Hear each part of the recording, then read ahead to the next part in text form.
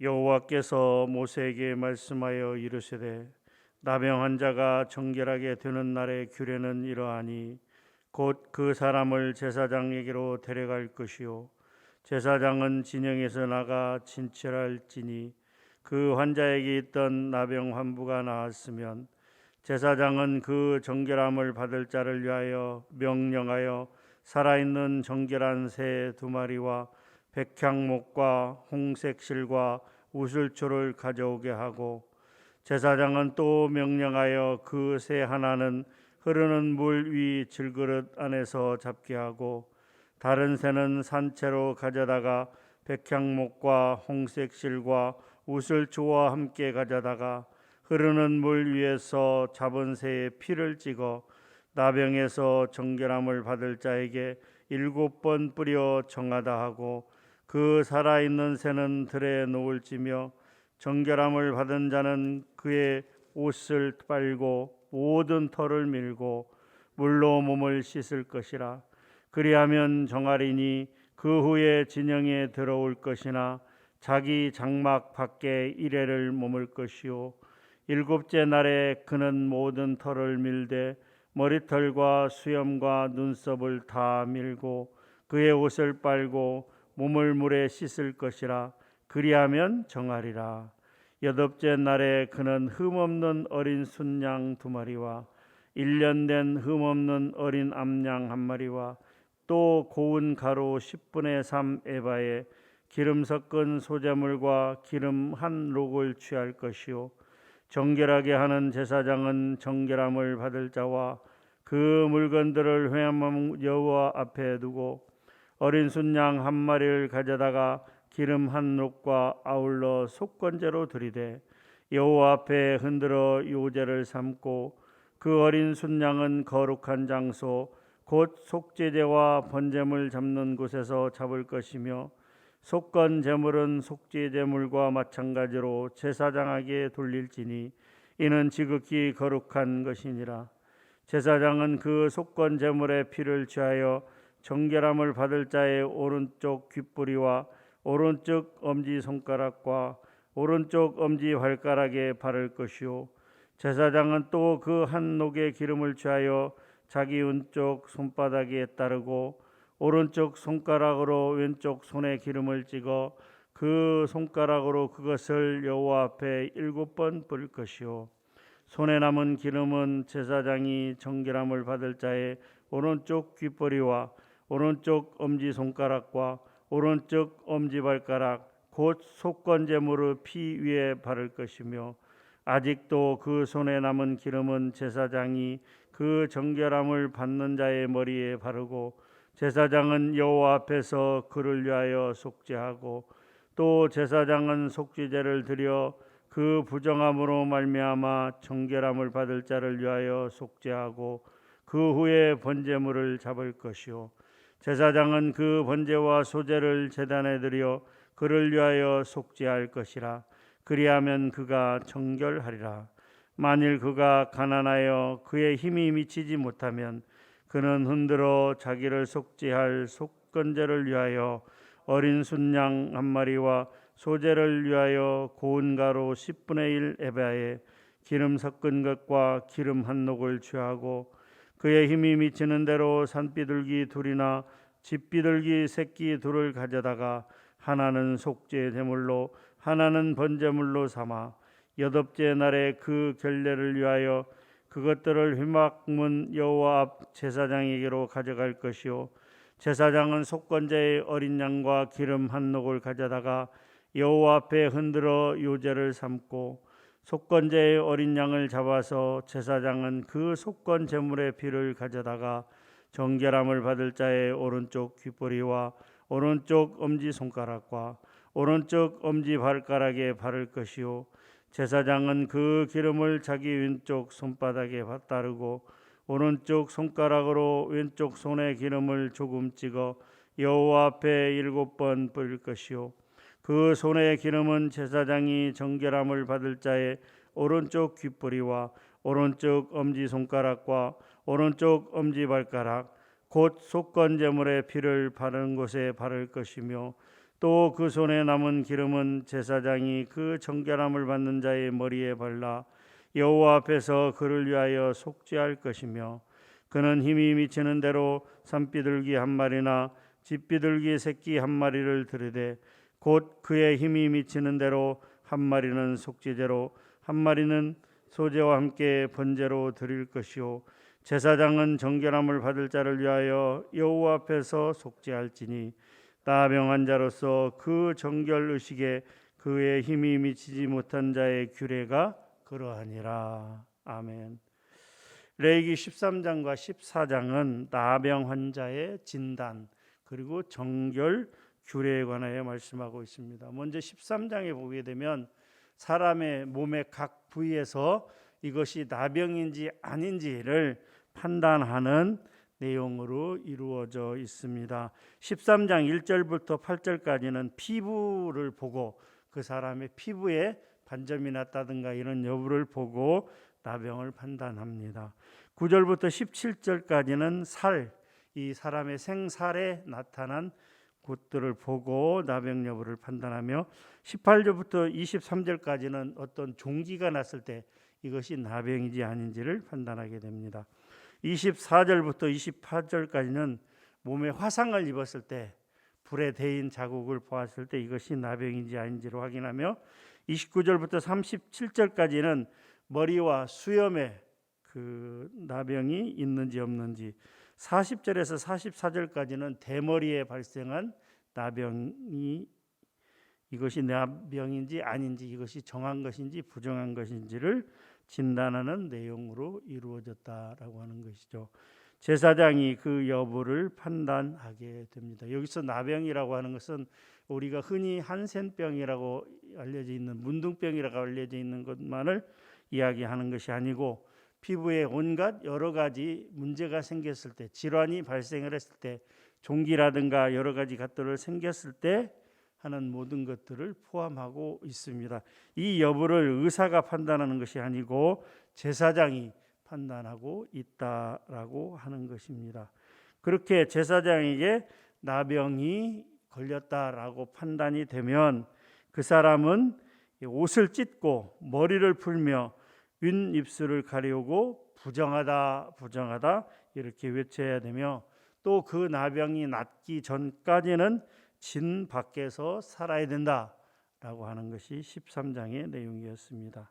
오늘 14장에서는 그러면 그 사람이 어느 정도 일정 기간이 지나서 그 나병 환자가 깨끗해졌다, 나았다라고 판단이 되어질 때 그 이후에 어떻게 진행될 것인가에 대해서, 그 나병 환자가 정결하게 되는 날 어떠한 일들이 진행되는가에 대해서 말씀하고 있습니다.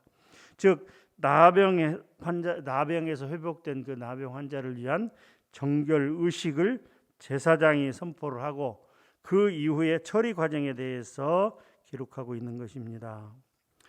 제사장은 그 나병 환자가 치료된 것이 확인이 되면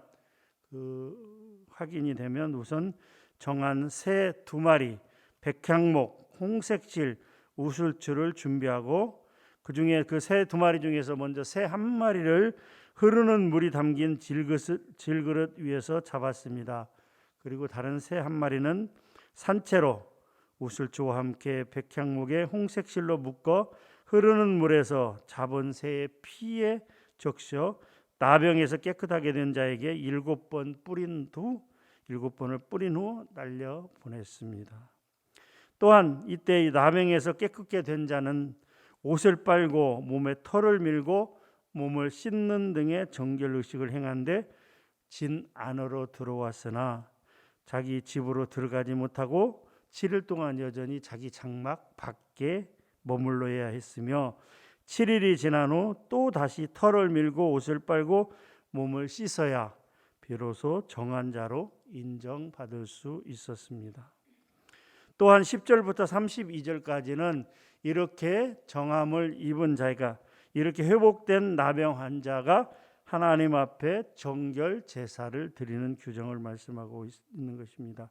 일반적으로 나병 정결 제사는 8째 날, 즉 제사장이 이제 나병이 완전히 나아서 정하다 판정을 받고 난 후에 그 15일째 되는 날 어린 순양을 취해 기름 한 록과 함께 속건제를 드리고 순양 하나와 암양 하나 그리고 에바 10분의 3의 기름 섞은 소제물로 각각 속죄제와 번제와 소제를 드려야만 했습니다. 여기서 기름 한 록은 약 300ml 정도 됩니다. 생수 작은 병이 500ml니까요. 그중에 한 3분의 2 정도 된다고 보면 되겠습니다. 그러나 여기서 중요한 것은 이러한 정결 제사를 드리지 못하는 가난한 자들은 어린 양 한 마리와 고운 가루 에바 10분의 1과 산 비둘기나 집 비둘기 새끼 2마리로 앞서 규정된 제물들을 대치하여 드릴 수 있었다라고 하는 것이죠. 여기서 오늘 말씀 중에서 우리는 11절 말씀을 주목하여 볼 수가 있습니다. 우리 레위기 14장 11절 말씀 같이 한번 읽도록 하겠습니다. 시작. 정결하게 하는 제사장은 정결함을 받을 자와 그 물건들을 회막문 여호와 앞에 두고. 제사장은 정결하게 하는 제사장은 그 정결함을 받을 자, 그 나병에서 깨끗함을 입은 자와 그 사람이 드리는 제물을 회막문 여호와 앞에 두었다라고 하는 것이죠. 이 말씀은 이 나병에서 정결하게 된 자를 위해 제사장이 속건제를 드릴 때 어디에서 드렸는가? 그 사람과 그의 물건들을 회막문 여호와 앞에 있게 한 상태에서 제사를 드렸다라고 하는 것이죠. 여기서 나병 환자가 이 회막문 앞에 여호와 앞에 서게 되었다는 것은 하나님과의 영적인 교제가 회복되었다라고 하는 것을 의미하고 있는 것입니다.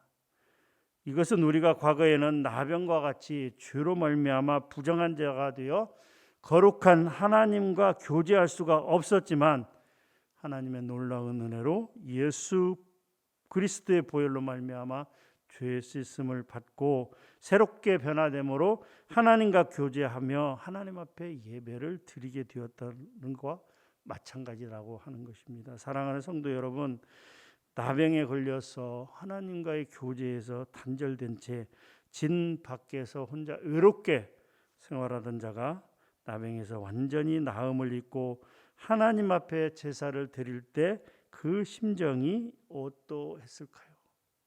정말 말로 표현하기 힘들 정도로 감격과 감사가 넘쳐났을 것입니다. 하나님과의 교제가 단절되었던 자에게 하나님 앞에 다시 설 수 있다는 것 자체가 축복이요 엄청난 은혜였다라고 하는 것입니다. 그렇다면 과연 오늘날 그리스도의 속죄 사역으로 하나님 앞에 서게 된 하나님 앞에서 예배 드리는 우리에게도 그러한 감격과 감사가 과연 얼마나 있을까요? 오늘날 성도들이 하나님 앞에 예배 드리는 것을 소홀히 하고 예배가 우선순위에서 다른 일에 밀려나는 것을 볼 때 참으로 안타깝기 그지없습니다. 사랑하는 성도 여러분, 우리는 주님을 처음 만나던 그때를 기억하고 있습니다. 각자의 상황이 조금씩은 다르겠지만 우리는 주님을 처음 만나고 하나님 앞에 섰을 때, 그리고 그 감사와 은혜 가운데 하나님 앞에 예배를 드릴 때 그 감정과 그 기쁨을 우리는 아직도 기억하고 있다라고 하는 것이죠. 그런데 교회 생활이 진행되고 세월이 흐르다 보니까 우리는 그러한 기쁨과 감사 가운데서 조금씩 멀어져 가게 되었습니다. 그래서 언제부터인가 예배가 의무적이 되고 예배를 드리는 것이 어쩔 수 없는 상황 가운데로 나아가는 그런 상황에 빠지게 되었다라고 하는 것입니다. 나병에 걸려서 진 밖으로 내쫓겼을 때 그 나병 환자의 그 마음은 어떠했을까요? 가족과 떨어지고 이웃 친지들과 떨어지는 것도 서글프고 마음이 아프지만 하나님 앞에 나갈 수 없다는 사실 때문에 그는 얼마나 절망스럽고 고통스러워했을까요? 그 일정한 기간이 지나고 그가 나음을 입었을 때 먼저 제사장이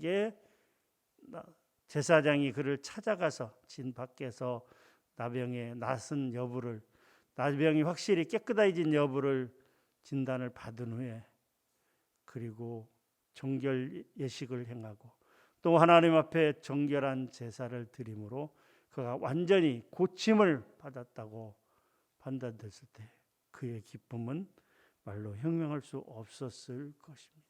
우리도 마찬가지입니다. 우리도 예전에는 세상에 속하고 악한 세력에 속해 있어서 그런 상황 가운데 있었지만 하나님의 놀라운 은혜로 우리는 구원을 받았고 하나님의 예배, 하나님의 제사에 나아가는 영광을 얻었다라고 하는 것입니다. 그러나 그 첫사랑, 처음 그 하나님 앞에 예배드리던 그 감격을 점점 잊어버리고 예배가 의무가 되고 예배가 어쩔 수 없는 것이 되어서 우리는 감사와 기쁨을 잊어버린 채 그저 형식에 따라 예배를 드리고 있는 경우가 너무 많이 있다라고 하는 것입니다. 그렇게 코로나19와 같은 상황이 닥치자 예배를 아주 멀리하고 있는 그런 상황에까지 이르렀다라고 하는 것입니다. 사랑하는 성도 여러분, 우리가 처음 예수님을 믿고 하나님 앞에 예배를 드릴 때 그 감격과 감사를 회복해야 합니다. 날마다의 삶 가운데 하나님과 교제하는 감격에 빠져 언제나 하나님 앞에서 기쁨과 찬양으로 예배드리는 그런 삶을 회복하고 그렇게 살아가야 됩니다. 오늘도 하나님께 드리는 예배를 감사하며 하나님의 은혜에 감사하며 감사의 삶을 살아가는 그러한 성도님들이 되시기를 주님의 이름으로 축원합니다.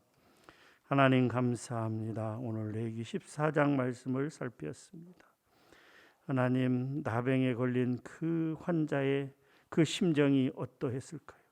가족과 이웃과 친지와 그 사회로부터 떨어져서 그 진 밖에 머물면서 고통스럽고 힘들고 어려운 시간을 보내다가 이제 그 나병이 깨끗함을 입고 고침을 받고 이제 정결 예식과 또한 하나님 앞에 정결한 제사를 드림으로 완전히 고침을 받았다고 판단되었을 때 그 무엇보다도 하나님 앞에 다시 나올 수 있음에 감사하며 감격하며 하나님께 감사의 제사를 드렸던 그 나병 환자의 심정처럼 그 마음처럼 우리도 그렇게 처음 주님을 만나던 날 그리고 감사와 감격 가운데 예배를 드리던 그날을 기억하게 하시고 하나님 그 마음을 회복하게 하여 주시옵소서.